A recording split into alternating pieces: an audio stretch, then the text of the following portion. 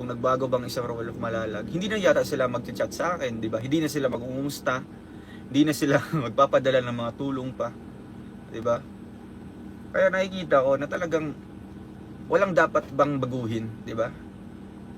If you're contented sa sarili mo, di ba? Sa attitude mo, di ba? Mahalin ka man nila or hindi, it's up to them, di ba? Basta wag mong baguhin yung sarili mo, di ba? Para lang mahalin ka, para lang pupuriin ka ng tao. 'Di ba? Diyan kasi bumabase mga kalingap, 'di ba? Diyan bumabase kung ang tao nagbabago. With the influence po, number one, yung money, 'di ba? The love of money is the root of all evil. 'Di ba? Yan yung kasabihan mga kalingap. Pangalawa is fame. 'Di ba? Fame.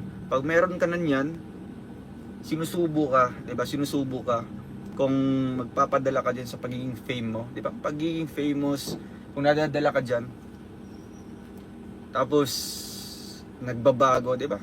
Sabihin natin nagbabago ka.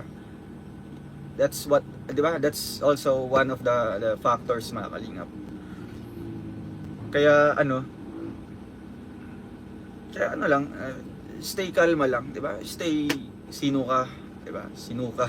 Just control bad sides of emotion so that no one can hurt, and when the sun shines, everybody will rejoice.